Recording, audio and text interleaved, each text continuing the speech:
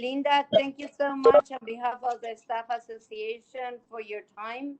I think you're going to provide us with very useful information, and I hope everybody will take advantage of this session. If you have any question, please, if you can send it by chat to Leslie so Leslie can monitor, follow up on that if we have the time. But I'm sure everything will be answered Linda's speech. Thank you. So Linda, you can go ahead. Okay, thank you. Thank you very much for inviting me. I appreciate the invitation. We're living, as they say, in interesting times. And immigration is of particular interest because, as we all know, there's a lot of things going on, changes, not all for the good, and things are getting complicated. So, this seminar or this discussion is designed, not to give you specific direction for anybody's particular case, but to go over some of the important things that you need to think about when you are leaving the organization or thinking about filing for a green card. Okay, so these are things to keep in mind, sort of red flags that you need to consider as you move through the immigration system. One thing I strongly recommend, that if you decide to apply for a green card or change your status in any way, you really need to have at least a consult with an immigration lawyer, because so much can go wrong these days and benefits can be lost. It's really not a good idea to try and tackle immigration on your own. I mean, it's like trying to do surgery on yourself. It's gotten that complicated.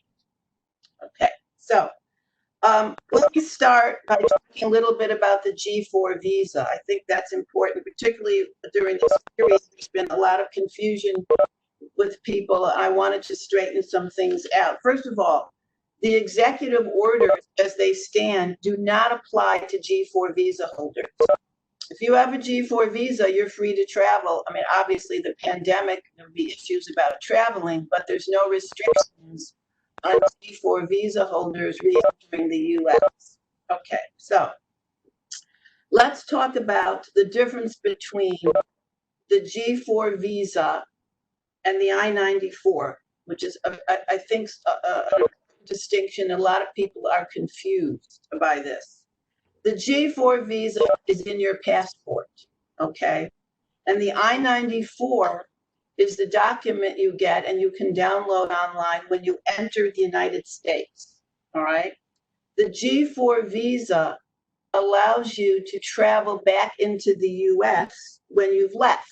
So if you go abroad, you come back to the US, you're allowed to come in because you have a valid G4 visa. But once you enter, it's the I-94 that governs your stay. And for G4s, the I-94 should always say D/S, which stands for duration of status. That's what governs your stay. So as long as you're working at the international organization or you're a family member with a G4, your I-94 says D/S, you're legal here. It does not matter once you've entered if your G4 visa has expired. You're not an illegal alien. The G4 visa is only if you're traveling. So if you're home, working at your home remotely, and your visa's expired, it's not any reason to panic or be worried. You're not out of status, and you're not in any kind of violation. You're fine. Okay, it's just your I-94 that needs to be valid once you've entered. FYI, for your information, consulates are still issuing G4 visas abroad. The Department of State, in conjunction with the Immigration Service, is still issuing work permission for G4 dependents, although that's taking longer than it has in the past, taking about 3 to 4 months. So you're advised to start early. And people who are changing their status in the US to a G4, those are taking a pretty long time, several months. So everything is taking considerably longer because of the virus and because of staffing issues at the Department of State. Now, my discussion here does not really address G5s. If you have a G5, a domestic housekeeper, domestic worker, unlike G4s, they do not have D/S. So they have an I-94 with a specific end date. So they either need to extend that end date if they're still in your employ, or if they are no longer in your employ, they need to leave. They don't have a grace period. And and there is no specific or grace period that was established because of COVID. So the rules for G5s have not changed, and you need to just be mindful of that if you have a G5 in your employ. Okay, a couple more comments about the G4, and then I'm going to spend most of my time talking about green cards. Your last day at the OAS, you and your dependents have a 30-day grace period from your last day at the OAS to either leave the United States, if that's what you're going to do, or file for another status that you may be eligible for.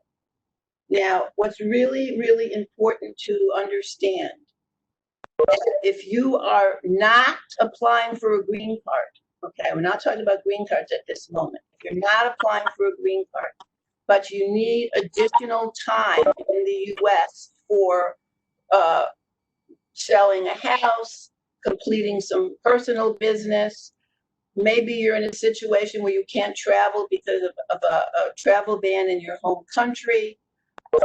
Maybe you're from Venezuela and you can't go home and you need to find another place to go. Whatever the reason, but you need time beyond the 30 days, okay?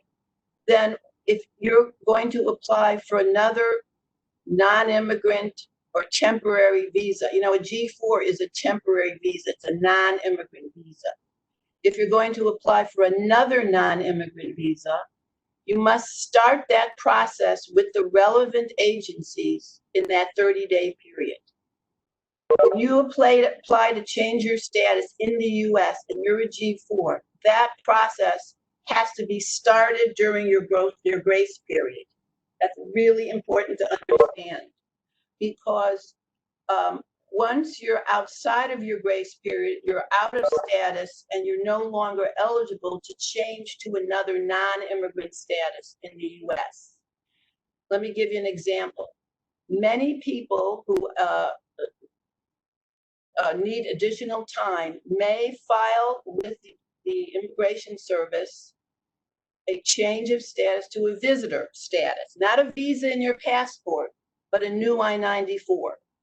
And this process must start in that 30-day grace period where you ask the Immigration Service, for example, to give you an additional 6 months as a visitor in order to finish up whatever you need to do. So you need to deal with both the Immigration Service and the Department of State.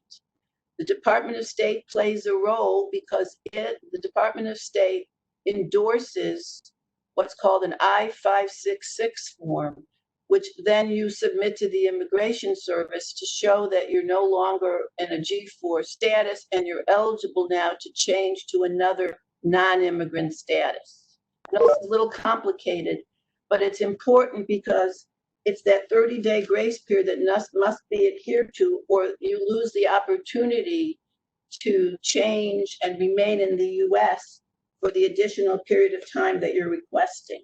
So if you take nothing else away from this, be mindful of the 30-day period when forms must be submitted to the relevant agencies for another non-immigrant status. I guess that's the most important thing that you need to be aware of. Okay. Now, when your employment ends, also you need to be aware your visa may still be valid on its face. Some people get G4 visas for 5 years, 10 years. beyond the date of their employment at the organization. But as of your last day, that visa is not valid for travel, even if it looks valid on its face. If you leave the country with the intent on coming back with that visa and you're no longer employed at the organization, that's an improper entry. So once you leave and you're no longer employed at the OAS, you need to find another visa status to come back into the US. You cannot use that G4. And that's true for family members as well. An employment authorization of a dependent also ends on your last day as a G4 principal. All right, so we can circle back to the non-immigrant discussion, you know, at the end of this, if you have specific questions or you want to talk about other temporary statuses. But that's an important piece of the immigration process that you all need to be aware of and keep in mind in doing any planning, okay? So now let me turn to green cards. So first I'm going to set out what the various green card classifications are. And I should all have a handout. I hope you do, or you'll have access to it. And I'm just going to elaborate on what's in the handout and sort of, you know, give you some nuances and some things to think about. I see questions, but we'll get to those. And many of them may be answered in our discussion. So let me go through the types of how you get a green card, what the classifications are. Then I'll talk about the processing, adjustment of status versus processing abroad. And then we'll spend a little bit of time on citizenship, and then we can talk about whatever your questions are. Okay, so let's start with the green card. And let's start with the G4 special immigrant provisions, of which there are 4. All right, so first, the retiree.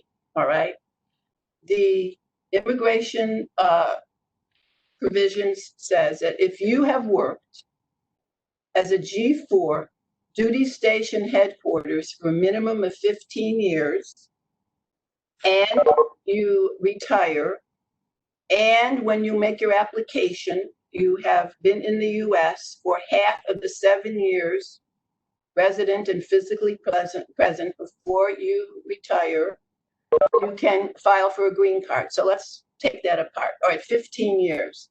That 15 years does not need to be continuous. It can be aggregated. So let's say you've been in the US for 10 years as a G4 OAS, and you leave to go overseas I don't know if the OAS has a lot of field assignments, but let's say you take an assignment or you leave for 3 years or whatever.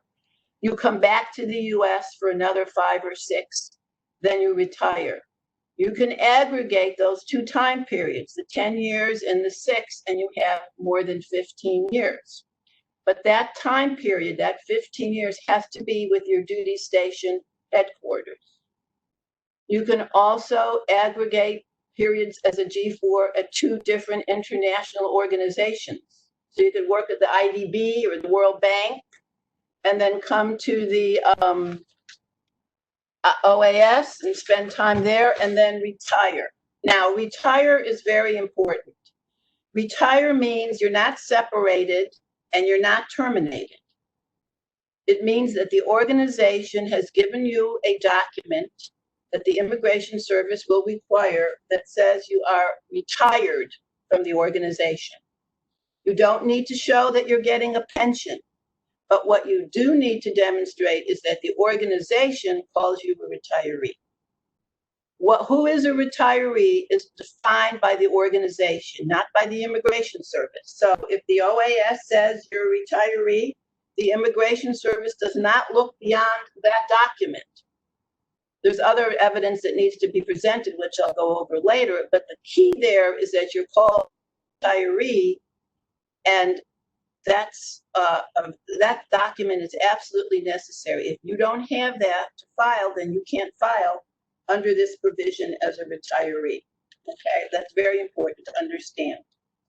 And all of the time that you must show must be made up before you retire. So you can't retire with 15 years and 11 months, and then tack your grace period on to say 15 years. It all must be done before you retire. Now, physical presence and residence, what does that mean as far as the G4 special immigrant retiree? All your mission travel, all of your home leave, annual leave, whatever, is not subtracted from your formula. The Immigration Service will want a chronology of your trips for that 15-year period, but that is only for them to see that that your trips are not going to be subtracted from your time. You don't have to count days, you just need to show the character of your trip. So mission travel, home leave, that customary leave, none of that is subtracted. It's only when you have a duty station change, or you're no longer with the organization, that time does not count.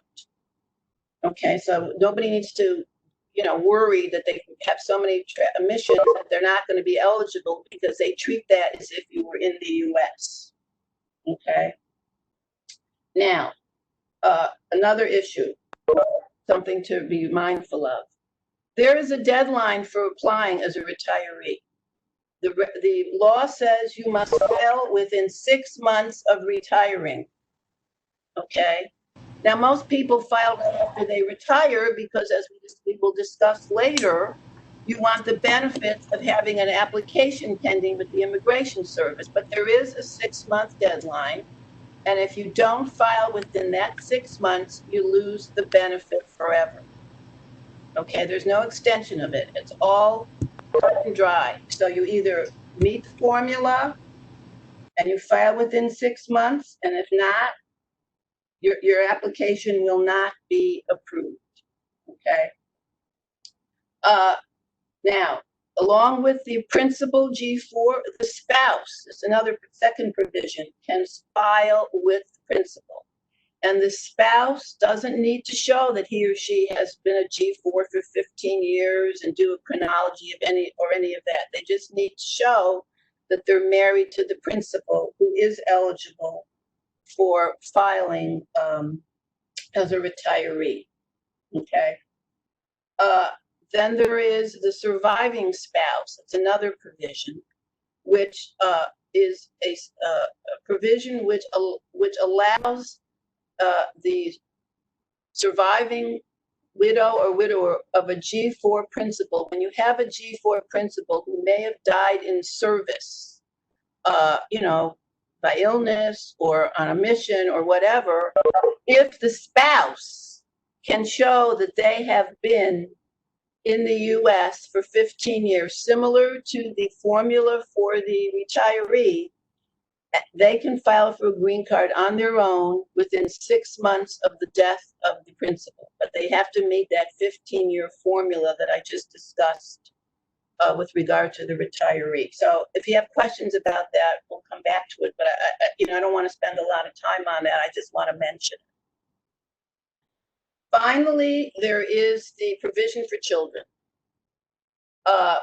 So when you have a G4 child, many of you maybe already have used this provision, where the child has had a G4 between the ages of 5 and 21 for a minimum of 7 years, and can show that they've been physically present and resident for half that 7-year period, they can file for a green card on their own.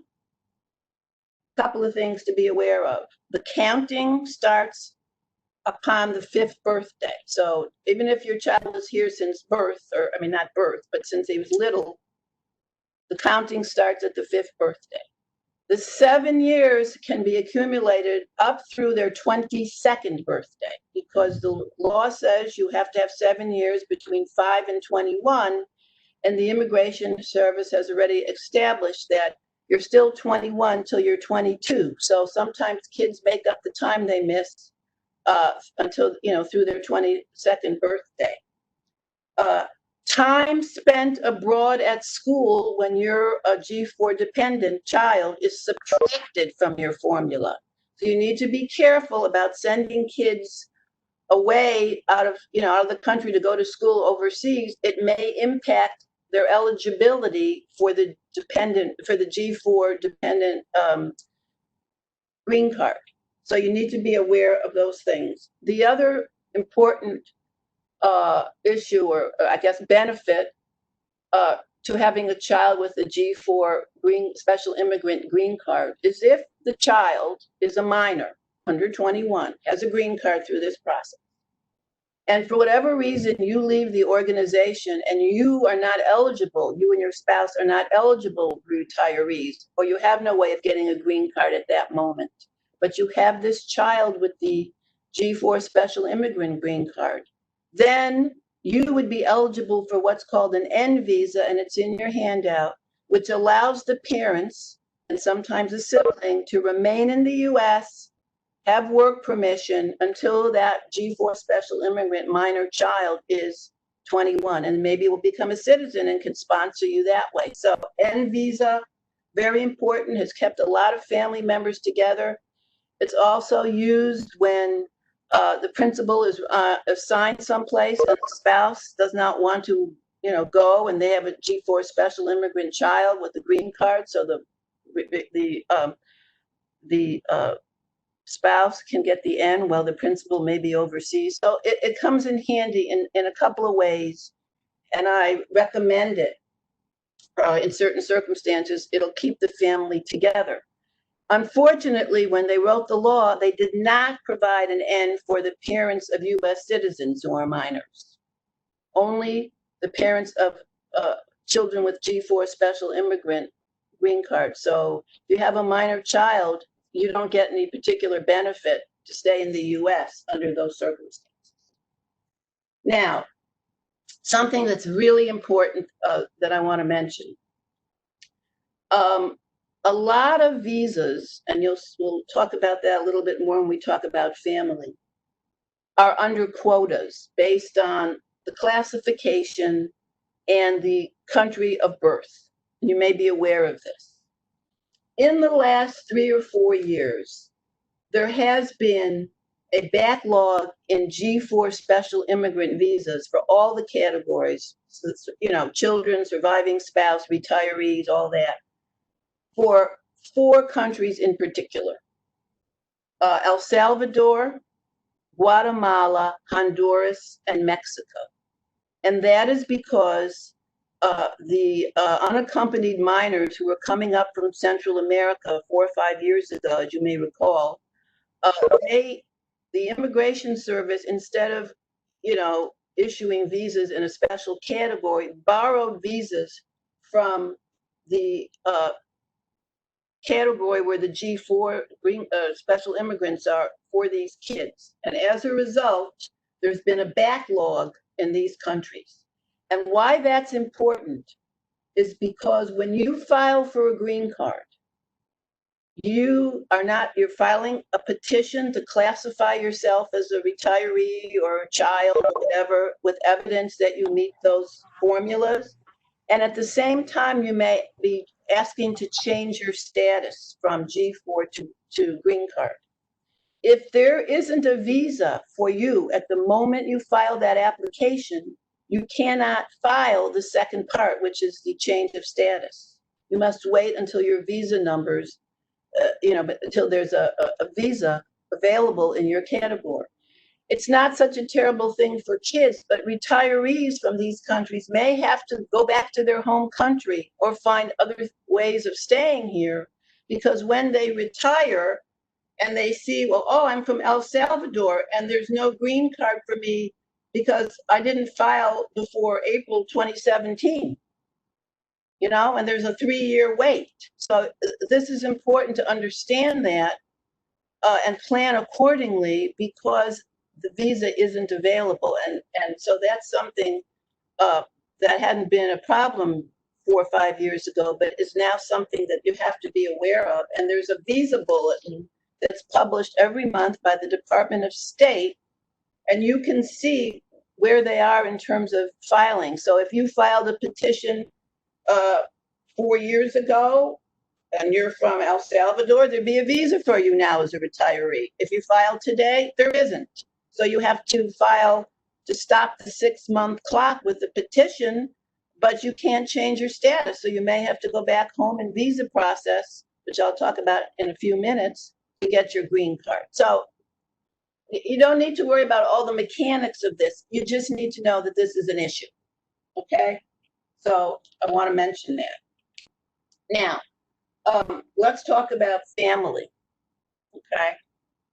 Family classifications, of which there are several. Let's talk about what's called an immediate relative. All right? An immediate relative is the spouse of a U.S. citizen. An immediate relative is the parent of a U.S. citizen who's at least 21. And an immediate relative is the minor child of a U.S. citizen. So immediate relatives, there's no quota, doesn't matter where you were born. There are visas always available for parents of U.S. citizens if the U.S. citizen is at least 21, spouses of U.S. citizens, or minor children of U.S. citizens. Okay? U.S. citizens can also file for a unmarried child over the age of 21, a sibling, or a married child. But these are under quotas. And some of these quotas are so long, it doesn't make any sense to even file. So if you have a brother who's a U.S. citizen and they file a petition for you today, you might get a visa in, I don't know, 14 years. I mean, it's ridiculous. So you have to be aware that some of these categories are not immediate solutions. If you're leaving an organization, you may have had to make your arrangements years ago. Otherwise, it's a waste of time. It's not going to give you a status in the U.S. Permanent residents can file for a spouse, unmarried children of any age. The spouse is usually about a 2-year wait for a visa, but not always. Sometimes it can be current, or it's not much of a wait. Minor children of a permanent resident can be a short wait. Unmarried children over 21 of a permanent resident, there's usually a 3-4 year wait. So again, you have to look and see where visa numbers are to understand if this is something that you can do as a plan if you're when you're ready to leave the OAS. Okay. So that's family, and like I said, we can come back to that if you have questions. One thing I will let me say one thing now before I forget. A lot of people have more than one way to get a green card. They're eligible to be a retiree. They have a U.S. citizen spouse or a U.S. citizen child over 21. So they say, well, which one? Well, a couple of things. First of all, the paperwork obviously is different. When you file as a retiree, you have to show that you've lived here for 15 years. You have to do a chronology. You have to provide evidence that you've lived here, things with your name and address for, document for every year, all your passports. And you have a pension or you have a savings. When you're sponsored by a family member, they have to do an affidavit of support to show that they have income, they work, there's a tax return, there's a W-2, there's an employment letter from their employer. And many times you're supporting your child, right? They're not working. Maybe your spouse isn't working. However, if you're all members of the same household, you can bring in your income to show that in the household there's sufficient funds to support you rather than you theoretically going on welfare. In February, the Trump administration instituted something called a public charge form, or a form to show self-sufficiency that everybody had to file, whoever was filing for a green card, and you had to provide all of your financial statements, everything under the sun, health insurance, education, everything. Well, and we filed cases that were like this, this much paperwork. A court just the other day enjoined the Immigration Service from further processing of these public charge questionnaires. So that is no longer required for the indefinite future So while you must do an affidavit of support when you're being sponsored by a family member, the beneficiaries of any of these green card applications no longer have to provide every piece of paper they ever had to show their personal financial circumstance, which is a good thing because it was ridiculous. Anyway, back to getting a green card. All right, so there's a lottery. You know that every year there's a lottery in the fall. There are certain employment-based processes that you may be eligible for. There's one that's used all the time. We do a lot of these. Is the labor certification, where an employer sponsors someone for a green card, going through a process showing that there's no one in the labor market who has that person's skill set or education. Usually this is the spouse of a G4 who has work permission, who is being sponsored by an employer. There's green cards for people who are outstanding professors or researchers at research institutions. There's something called an extraordinary alien, where if you've reached the very top of your particular field and you can demonstrate that with a lot of evidence, you can get a green card by self-petitioning. So there are many different avenues for getting a green card. It's important to understand that as a G4 can file for a green card at any time. The only thing you can't file for is a retiree until you've retired. But if you have a U.S. citizen son or daughter, or you're married to an American, you can still work at the organization and have a green card pending. I mean, a lot of people think that they can't do anything while they're a G4, and that's simply not true. If you're eligible and you have you're not losing any benefits or there's no issues with making a change, you're perfectly free to do that. There's no impediment in the law as a G4 principal. All right, one more comment before I turn to processes, and that's something called the J1, and that's an exchange visitor visa. I bring this up because having worked with international organizations for so many years, I have come across people over the years who may have come to the US on a J1, maybe by Rockefeller or Fulbright or some other organization.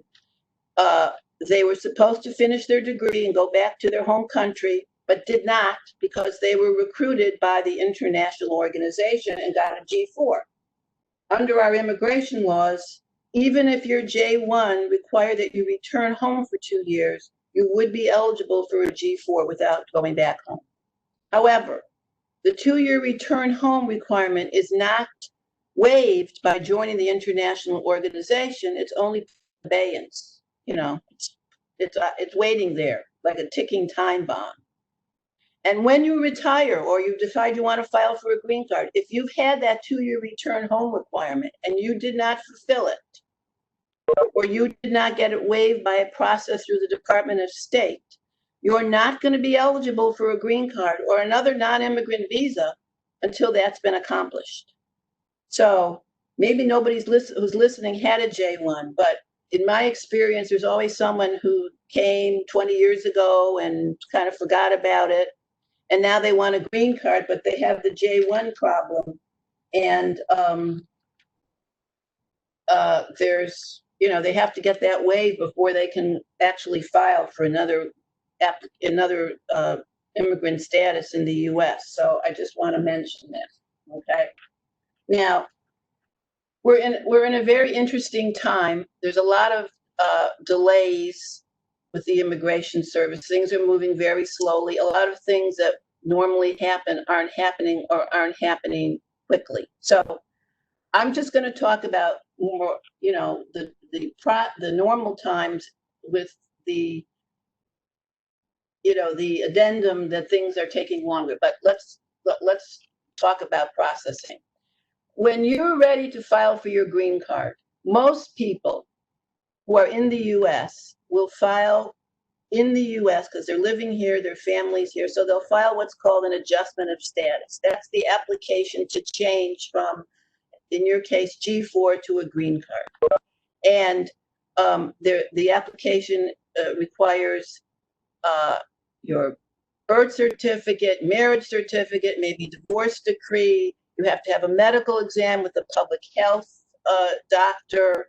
There's a lot of paperwork that you need if you've been arrested. You need that documentation. All of this is submitted along with your petition, either as a retiree or the spouse of a U.S. citizen or the parent of a U.S. citizen, whatever, to the Immigration Service with jurisdiction over over that type of case. Okay, so cases go to a lockbox in Chicago if they're family based. If you're filing because you've been sponsored by an employer, those cases go to Texas. If you're filing as a retiree or a different type of special immigrant, G4 special immigrant, then those cases are mailed to Texas, but they end up in Lincoln, Nebraska. So the type of case you have will determine where you file it. So you always have to be very careful to see where those cases go. If you send it to the wrong place, you have not filed. If you send in the wrong filing fees, you have not filed. And by the way, filing fees are changing in October. They're going up. So all of these things, when you file a case, you need to be sure it's going to the right place. You need to be sure that you have the right filing fees. If you're a retiree and you send it to the wrong place or you send it with the wrong fees and it comes back 7 months later, you haven't filed and you've lost your benefit. So this is not just filling out a form, which a lot of people think. You need to be very clear where you're filing. You need to have your personal documents. Passports are not birth certificates, okay? If you've been married before, you're filing with a spouse as a retiree, you need a divorce decree, okay? You need all of that information and you need to translate documents that are not in English. But having your personal documents in order when you file for immigration is very important. So when you file here in the US, you submit all this documentation to whatever center is the appropriate center for that type of application.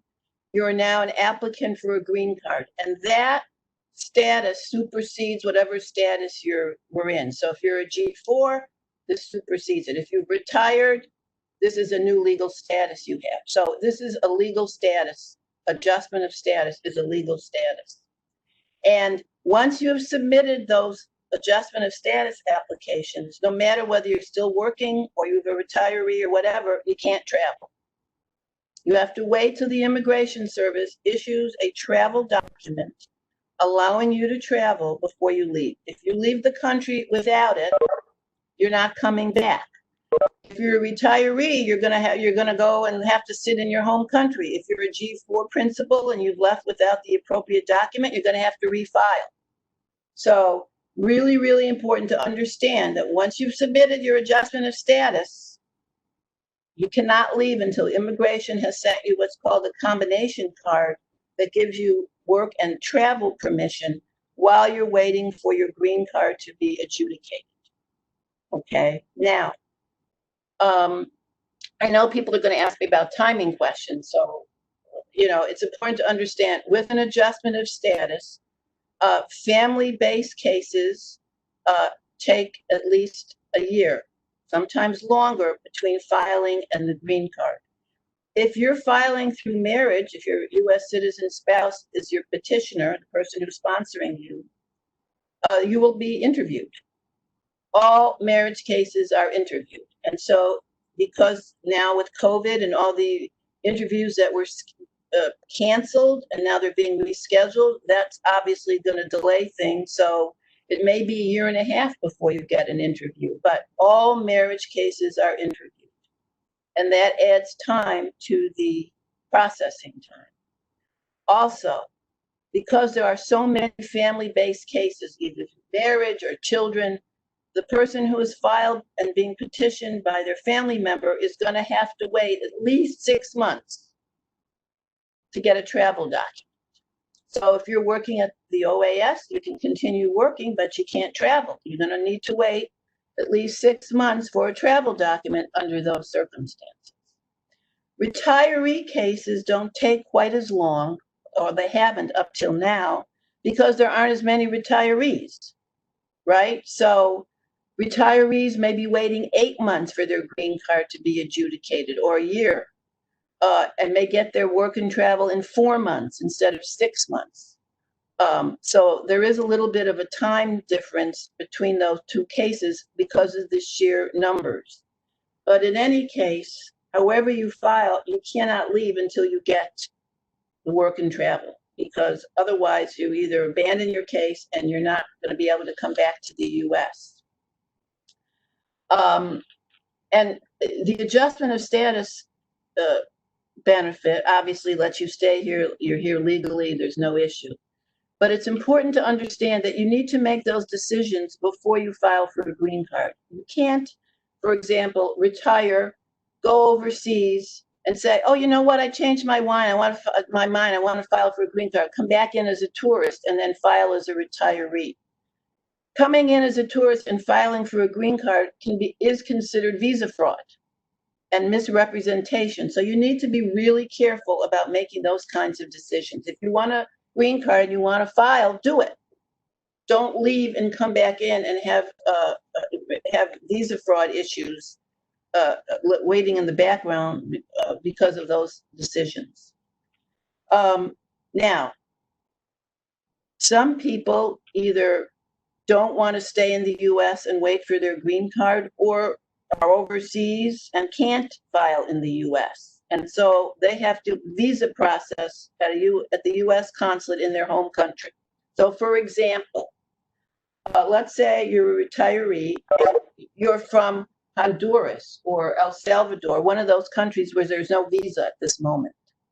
Well, you file your petition with all the evidence that you've met your 15 years and you've retired, and then you file within your 6 months, you're good, you go overseas. You are going to wait, and eventually you're going to process at the US consulate in your home country. There's going to be a lot of back and forth with the State Department. ¿Estás haciendo summer school?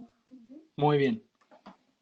Who will collect documents with the idea that eventually you're going to be interviewed, you're going to have a medical, you're going to be presenting your birth certificates, marriage certificate, what other documents are required. And one thing that is different than filing in the US, when you are processing at a consulate, you must provide police clearances from every place you've lived for a year since your 16th birthday. So in the US, when you're adjusting, the Immigration Service does your fingerprints, what we call biometrics. But when you're overseas, you need to provide police clearances. And that can sometimes be difficult for people who have taken, I don't know about the OAS, but the World Bank, the IMF, IDB, people may be in all these different field assignments for 2-3 years and need to get police clearances. So that's something that is a difference with visa processing. Now, when you visa process, meaning you're going to finish your green card case overseas, in that case, you can come in and visit on a tourist visa because you're not staying here for filing. You're going to finish your case overseas, so you can visit and leave. But you're not getting work and travel permission. You're not staying here. You're only here temporary, and you're going to finish your case when you get an appointment at the US consulate abroad. Okay, so those are two different processes, and the time frame and how long it takes is going to be a function of the country that you're processing in. Sometimes the State Department is very far behind in processing immigrant visas at consulates, so you may be waiting a year and a half before that visa is available. You may be waiting 3 years because there is no visa available because you're from one of those countries where there's a backlog. So all of these things have to be taken in consideration to determine how you process your case. All right, so let's just leave it at that. Now, assuming you've survived all of this and you've gotten the green card, okay, now you have to keep it. The green card means you're primarily domiciled here in the United States. You live here, your family's here, or, you're paying taxes as a U.S. resident. So you have to understand that you can't use the green card like a tourist visa, meaning you can travel overseas for 2-3 months at a time, but you're supposed to be more here than outside the U.S. If you're out of the U.S. for 6 months continuously, you will have to be readmitted at a port of entry with regard to why you've been gone, which could be a simple question or rise to the level of being taken to secondary inspection and asked, gone through more of an interrogation as to why you've been gone so long. So you need to be aware that you have to not just kind of blindly leave and come back and all of that. It's just a bad idea not to be aware of how much time you're spending out of the country. And if you know that you're going to be gone for long periods of time, maybe you have a temporary assignment from another organization or an organization overseas, or you have family issues, and you know you're going to be gone after you get your green card, you should file for a re-entry permit, which is not a difficult thing to do. It's a little passport that's valid for 2 years, and it can be renewed, so that if you're out for long periods of time, you come back after 8 or 9 months, you show that you've already advised immigration of this problem, or not problem, but this, that you're going to be gone for long periods of time, and then you will really minimize the danger to your green card, because you have this reentry permit and it's valid for 2 years and it can be renewed. If you're out of the country for a year and a day without a reentry permit, your green card is invalid. And this has been a real problem because of COVID.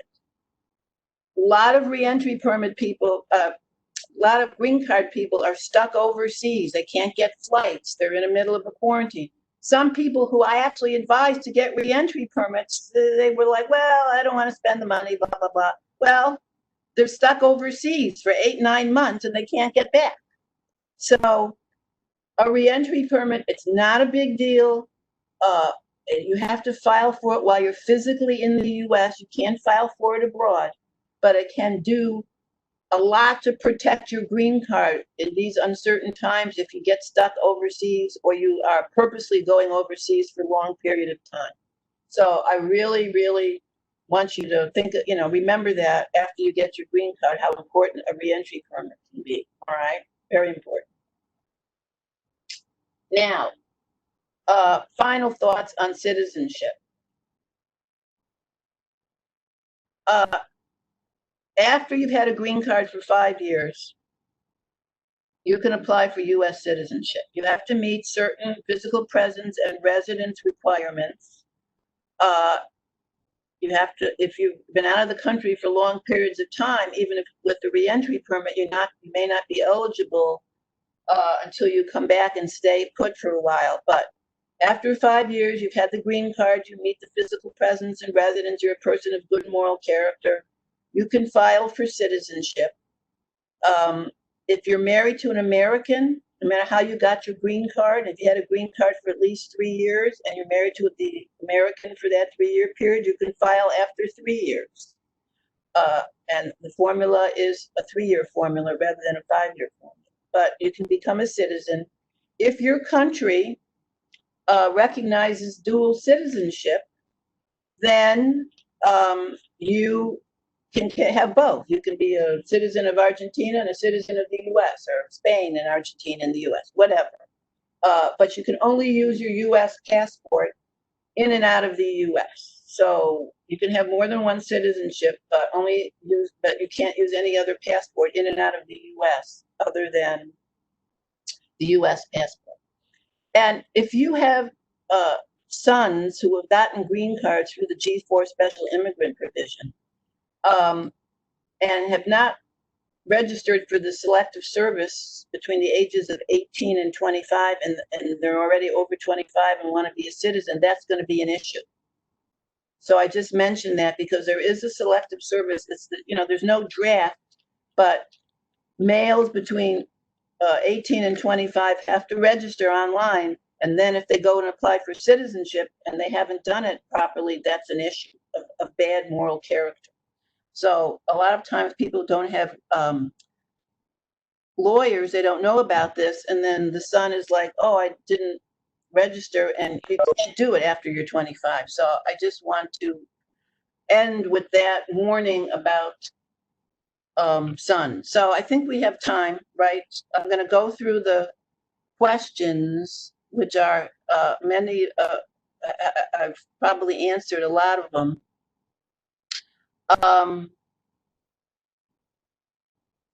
Can you change status from G4 to green card before retirement? Yes, if you're not as a retiree, but if you're eligible in another matter, yes, you can.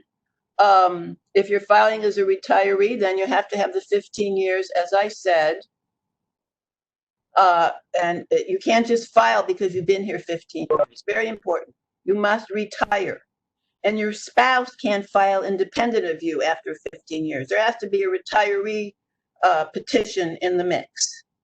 And you have to show the Immigration Service through your passports and your proof of physical presence, like bills and different things, utility bills,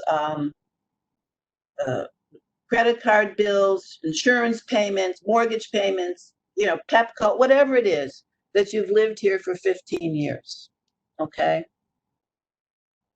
I think I answered about filing, which is faster, the citizenship or the, which is faster, filing through a U.S. citizen or as a retiree. Typically the retiree cases have not taken as long as family-based because there are fewer of them. But I have to tell you, these days we really don't know how long any of these things are going to take.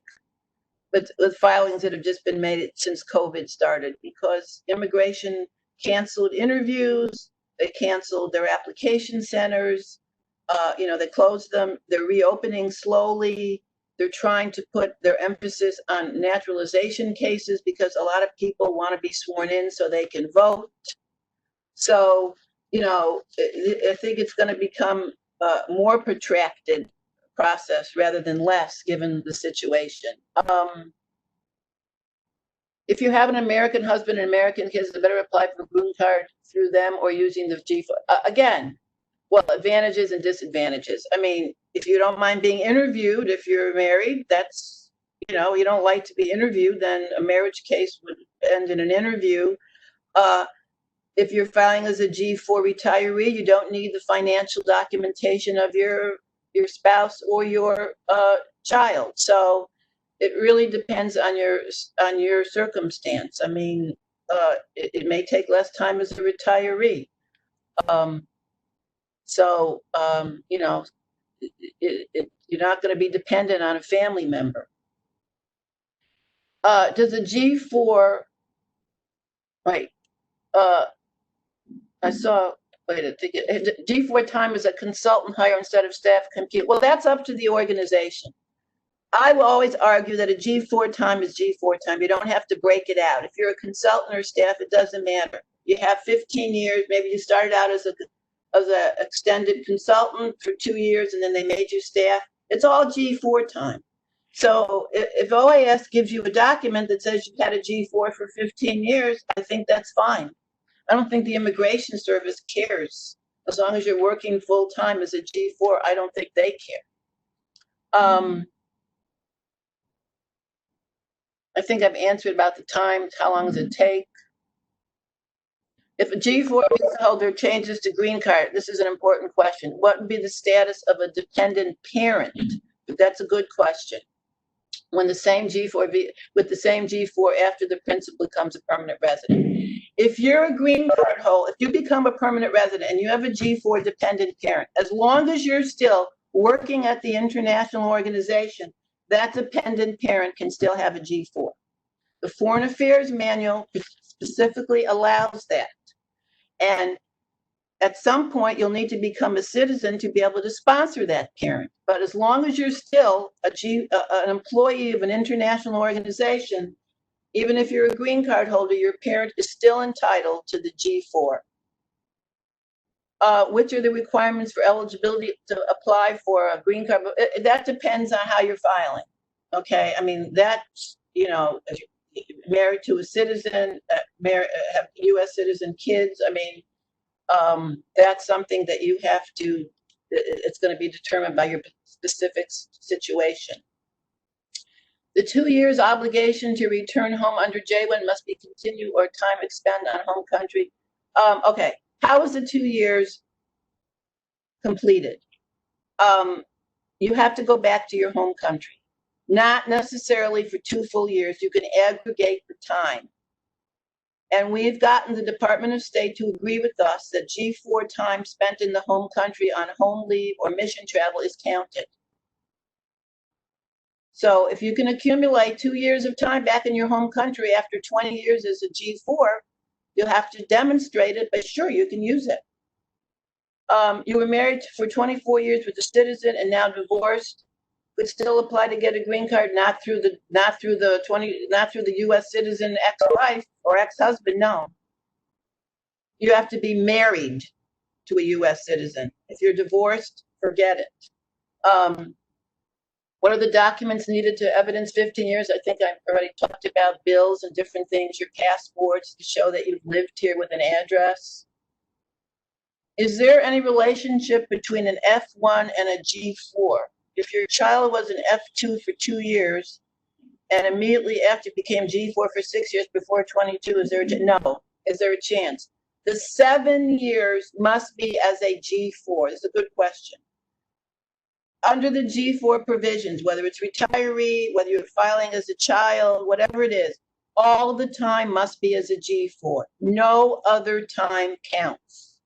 So if your child was an F2, no, you cannot count that. You must, the child or whoever must have been a G4 for the time. I'm an adjustment, I received parole and can I get a G4? No. If you're an adjustment of status, you use your work and travel to go in and out of the US. You do not need and should not have a G4 visa or use a G4 visa. Okay, absolutely not. Where do you have to register your child after receiving her green card?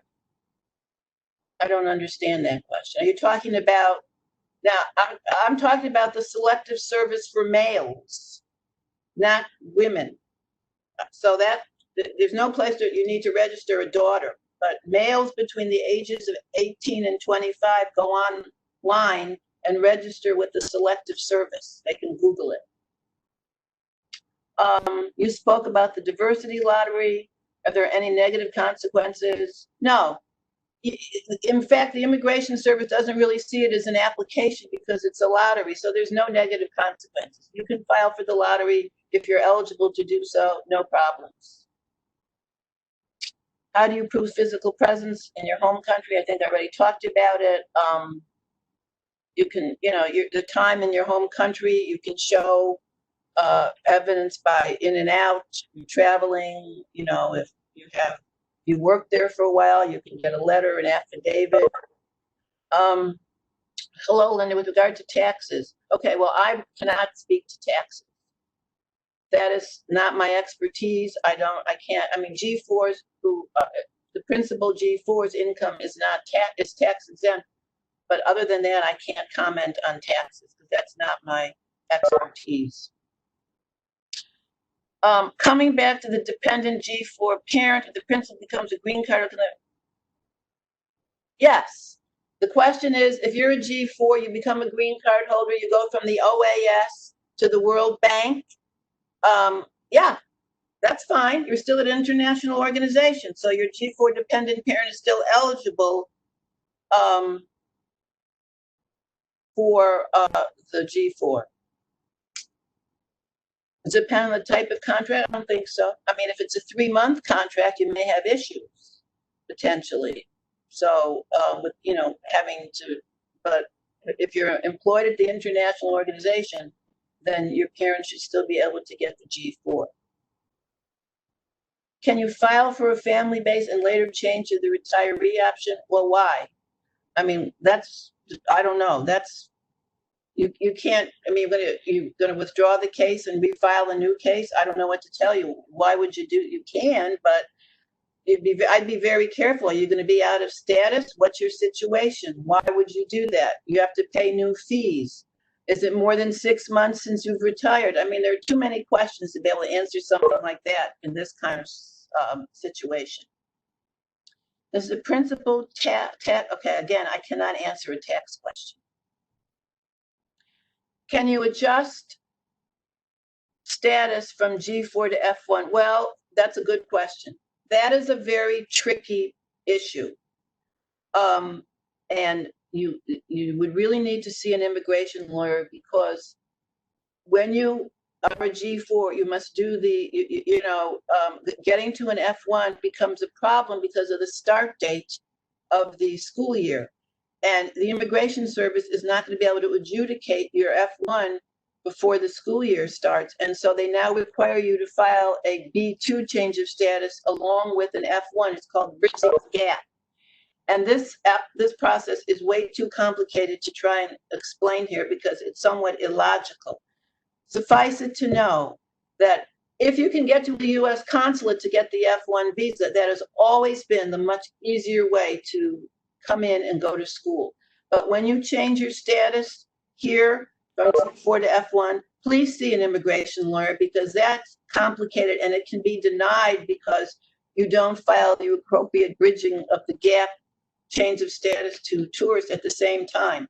So that's a complicated thing that the Immigration Service has just made more complicated.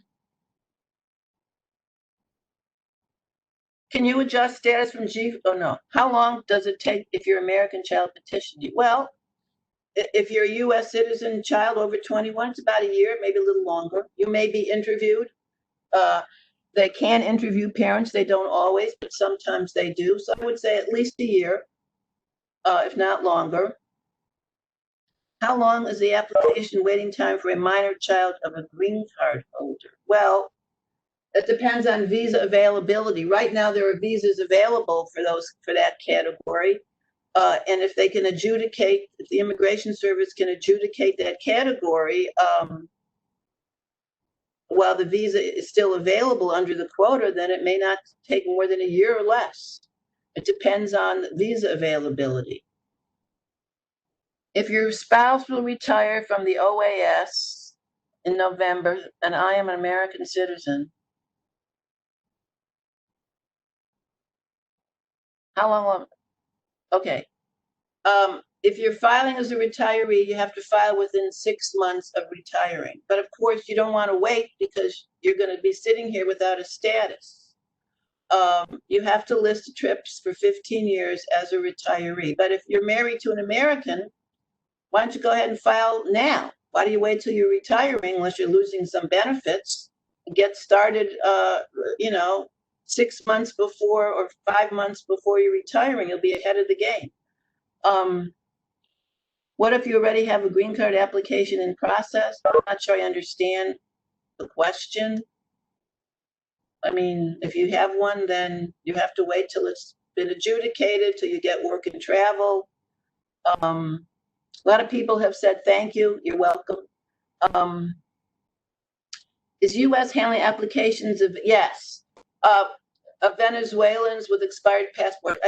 There is a provision that they automatically are seeing the Venezuelan passports as extended. And yes, they're handling applications of Venezuelans with expired passports. My son is 18. How long in advance should we start the process for the green card? Well, your 18-year-old son cannot sponsor you till he's 21.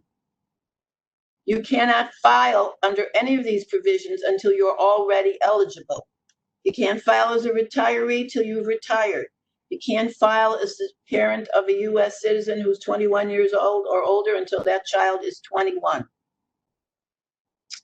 If a green card applicant's old passport was stolen, does it mean she won't be able to provide compliance with the 7-year physical presence over the last 15 years? Well, a child only needs 7 years, but no, there's other ways of showing that a child's been here. School records, certification from the OAS, So the passport itself is not the only thing that needs to show that your child has had the 7 years. I don't think there are any other questions. I appreciate your time. I hope it was helpful. I know it's complicated. There's a lot of stuff going on. My parting words are always be really careful when you file. Know what you're filing, where you're filing, what the fees are. It's not just filling out a form and shipping it off, particularly now with the Immigration Service under siege. You really, really need to be careful because it's your benefit here is too important to just think it's, not a big deal. And thank you and the Staff Association for letting us do this. No, thank you very much, Linda, for your assistance and doing this for us. I think people will profit of the knowledge for now. Thank you so much. You're very welcome. I enjoyed it, and thank you. Thank you very much, Bye, everybody. Bye. Bye.